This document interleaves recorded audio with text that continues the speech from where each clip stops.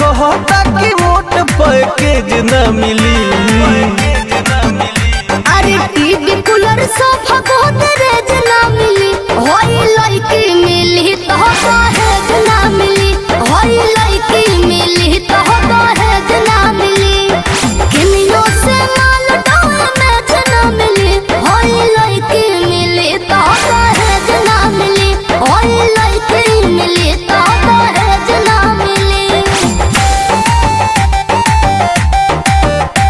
दहेज ना मिली।